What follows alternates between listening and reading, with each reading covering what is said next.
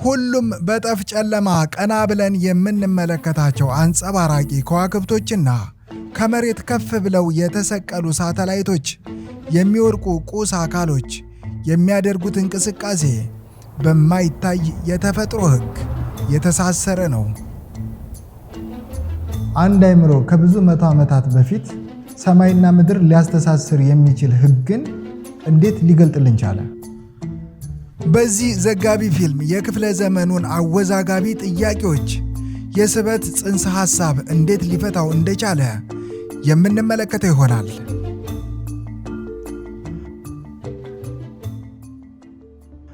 ሐሳሳው ከዚህ ይጀምራል።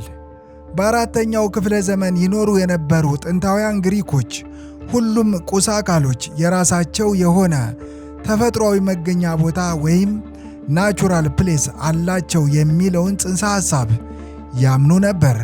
የዚህ ጽንሰ ሐሳብ መስራቹ ፕሌቶ የነበረ ሲሆን አርስቶትል ደግሞ ዋነኛው አራማጅ ነበር።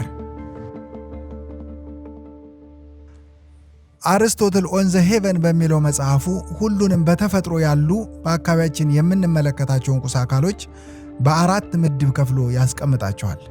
እነዚህንም አርስቶትል ኢለመንት በማለት የሚጠራቸው ሲሆን ምድባቸውም መሬት፣ ውሃ፣ አየርና እሳት ናቸው። በአርስቶትል ጽንሰ ሐሳብ መሠረት ድንጋይ የሚወድቀው ተፈጥሯዊ መገኛ ቦታው መሬት በመሆኑ የተነሳ ነው። አየር፣ እሳት ወደ ላይ የሚወጡት ደግሞ ተፈጥሯዊ መገኛ ቦታቸው ከመሬት በላይ በመሆኑ ነው በማለት ያስቀምጣል። በዚህ መሠረት የአርስቶትል ድምዳሜ ሁሉም ቁስ አካሎች የሚንቀሳቀሱት የተፈጥሮ መገኛ ቦታቸውን እስኪያገኙ ድረስ ነው የሚል ነው። ለምሳሌ ይህን ኪዩብ ስለቀው ወደ መሬት ይወድቃል። በአርስቶትል ጽንሰ ሐሳብ መሠረት ይህ ኪዩብ ወደ መሬት የወደቀው የተፈጥሮ መገኛ ቦታው መሬት ስለሆነ ነው። እንዲሁም ጭስ ወደ ላይ የሚጨሰው የተፈጥሮ መገኛ ቦታው ከአየር ጋር ከላይ ስለሆነ ነው። ይህንን ነው እንግዲህ የአርስቶትል ናቹራል ፕሌስ የሚለው ጽንሰ ሐሳብ የሚገልጸው። ነገር ግን ዕለት ዕለት በአካባቢያችን ያሉትን ክስተቶች ስንመለከታቸው እንቅስቃሴ አይቆምም። ኳስ፣ ድንጋይ በመሬት ላይ ሲንቀሳቀሱ እንመለከታለን። ጭስ ከላይ ከወጣ በኋላ ሲንቀሳቀስ እንመለከታለን። ሁል ጊዜ ተፈጥሮ በእንቅስቃሴ ላይ ነው ያለችው። ከ2000 ዓመታት በኋላ ጋሊሊዮ ጋሊሊ የቁስ አካሎችን ተፈጥሯዊ እንቅስቃሴ አስመልክቶ የተግባር ሙከራ ማካሄድ ጀመረ። ጋሊሊዮ ዘንባይ ወለል ወይም ኢንክላይንድ ፕሌን ሰርቶ የተለያዩ ክብደት ያላቸውን ክብ ኳሶች ወደ ታች በመልቀቅ መመልከት ጀመረ። በዚህ ሙከራ የተለያየ የክብደት ልዩነት ያላቸው ቁስ አካሎች በኩል ፍጥነት መሬት ላይ ሲደርሱ ይታያሉ። እዚህ ጋር ነው እንግዲህ ወሳኝ የሆነ ምልከታ ላይ ደረሰው። የተለያዩ ቁስ አካሎች በኩል ፍጥነት መሬት ላይ መድረስ የቻሉት በተመሳሳይ ኃይል በመሳባቸው የተነሳ ነው። ይህንን ጋሊሊዮ ስበት ወይም ግራቪቲ በማለት ጠርቶታል። በዚህም የተነሳ በአርስቶትል ተቀባይነት አግኝቶ የነበረው ቁስ አካሎች የሚወድቁት ወደ ተፈጥሮ መገኛ ቦታቸው ለመድረስ ነው የሚለው ጽንሰ ሐሳብ ጋሊሊዮ በግራቪቲ ተስበው ይወድቃሉ በማለት ቀየረው። ከዚህ በተጨማሪ ቁስ አካሎች የሚንቀሳቀሱት አርስቶትል እንደገለጸው ተፈጥሯዊ መገኛ ቦታቸው ላይ ለመድረስ ሳይሆን ይልቁንም የቁስ አካሎች ትክክለኛ ተፈጥሯዊ መገኛ እንቅስቃሴ ነው። ቁስ አካሎች እንቅስቃሴ የሚያቆሙት ፍሪክሽን ወይም ሰበቃ ስለሚያጋጥማቸው ነው በማለት ጋሊሊዮ አስቀመጠ። እንግዲህ ከዚህ በኋላ ይህ የጋሊሊዮ የስበት ሕግና የእንቅስቃሴ ሕግ በፊት የነበረውን የአርስቶትል ናቹራል ፕሌስ የሚለውን ጽንሰ ሐሳብ ተካ ማለት ነው። ታዲያ ከዚህ በኋላ በተለይም በ16ኛው ክፍለ ዘመን የነበሩ ሰዎች የፕላኔቶች ዙረትን፣ የስበት ጉልበትን እንቅስቃሴን አስመልክቶ ተመሳሳይ የሆነ ግንዛቤ ላይ ደርሰው ነበር። ነገር ግን ይህ ቁስ አካሎችን ወደ መሬት የሚጥለው ኃይል ጨረቃን ሊጥላት ለምን አልተቻለም? ከላይ ተቀምጣ እንድትኖር ምን አደረጋት? የሚለው ጥያቄ ግን ምላሽ አልተገኘለትም ነበር። በ16ኛው ክፍለ ዘመን በጥልቅ ተመስጦ በዛፍ ስር ተቀምጦ የነበረ አንድ ግለሰብ አናት ላይ የአፕል ፍሬ አረፈች። ይህንን ተከትሎ ይህ ግለሰብ ቀላል የሚመስል ግን ወሳኝ ጥያቄን ጠየቀ። ፍሬዋን ምን ጣላት? ፍሬዋን ምን ጣላት? ፍሬዋን የጣላት ኃይል ጨረቃንስ ሊጥላት ይችላል የሚል ወሳኝ ጥያቄን ጠየቀ ማለት ነው።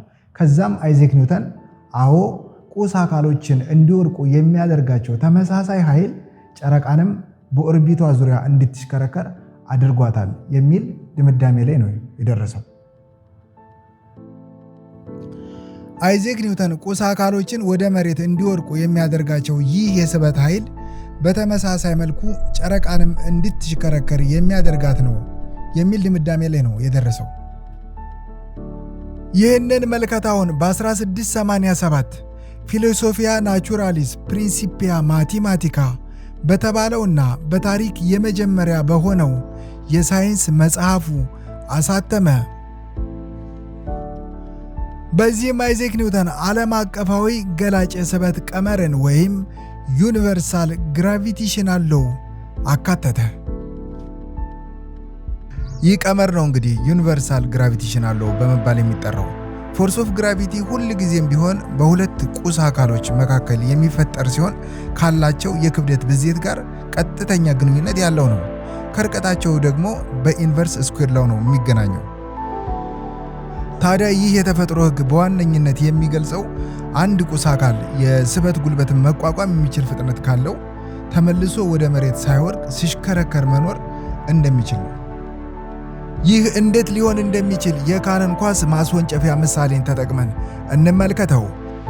የካኖን ኳስ ማስወንጨፊያን የተራራ አናት ላይ አስቀምጠን በበቂ ፍጥነት ብናስወነጭፈው ኳሱ ሳይመለስ ሙሉ በሙሉ በመሬት ዙሪያ እየተሽከረከረ ይቀጥላል ማለት ነው።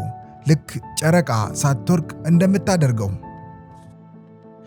እንግዲህ ከዚህ በኋላ ነው በ19ኛው ክፍለ ዘመን ያሉ ሳይንቲስቶች የዚህን ቀመር ገላጭነትና ኃይል ማስተዋል የጀመሩት። ጥቅምት 4 1957 ሶቪየት ኅብረት በሰው ልጅ ታሪክ የመጀመሪያ የሆነውን አርቲፊሻል ሳተላይት ይህንን ሕግ ብቻ በመጠቀም ወደ ህዋ አመጠቀች። እጅግ በሚያስገርም መልኩ ይህች ሳተላይት ወደ መሬት ሳትወድቅ ልክ ጨረቃ እንደምታደርገው በመሬት ዙሪያ በመሽከርከር መኖር ቀጠለች። በሚገርም ሁኔታ አንድ የተፈጥሮ ሕግ ነው ጨረቃንም ፕላኔቶችንም ሳተላይቶችንም በኦርቢታቸው ላይ እንዲሽከረከሩ ያደረጋቸው። እሺ ይህ እንዴት ሊሆን እንደቻለ በቀላል የፔንዱለም ኳስ ምሳሌ አንስተን እንመልከተው። ፔንዱለም ማለት ተንጠልጣይ ገመድ ላይ ያለ ኳስ ማለት ነው። ፔንዱለምን በእጃችን ይዘን ስናሽከረክረው ኳሱ በሮ እንዳይጠፋ ገመዱ ወጥሮ ይዘዋል። በገመዱ ተስቦ ደግሞ ወደ እጃችን እንዳይመጣ ፍጥነቱ ይጠብቀዋል ማለት ነው። ታዲያ እዚህ ጋር የምንረዳው ነገር ይህ ኳስ እየተሽከረከረ ለመቀጠል የሁለት ፎርሶች ባላንስ ያስፈልጋል ማለት ነው።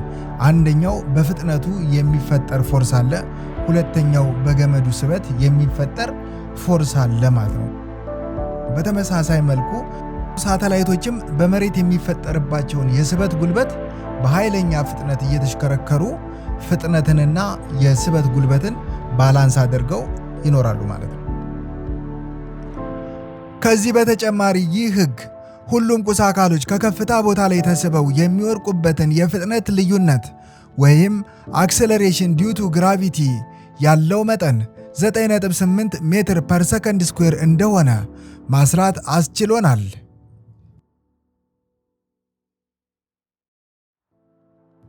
ከከፍታ ቦታ ላይ የተቀመጠ ማንኛውም ቁስ አካል የሚፈጥረው ፖቴንሻል ኢነርጂ ወይም የእምቅታ ጉልበት ማወቅና በቁጥር ማስቀመጥ እንድንችል ረድቶናል።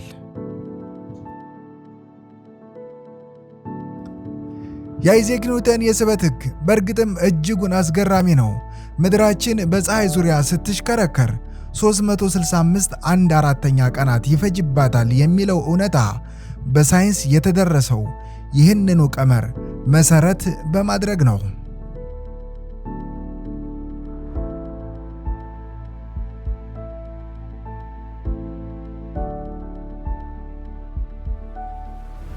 ሌሎቹም የተፈጥሮ ክስተቶች ለምሳሌ ውቅያኖሶች የሚፈጥሩት የውሃ ማዕበል፣ የሐይቆች ወጀብ በጨረቃ የስበት ኃይል አማካኝነት የሚፈጠር የተፈጥሮ ክስተት ነው። ሁል ጊዜም ቢሆን በመዝናናት ላይ ሆናችሁ ሐይቆች የሚፈጥሩት ወጀብ መንስኤው ይህ ገዢ ሕግ እንደሆነ ስትረዱት በእርግጥም ያስገርማል።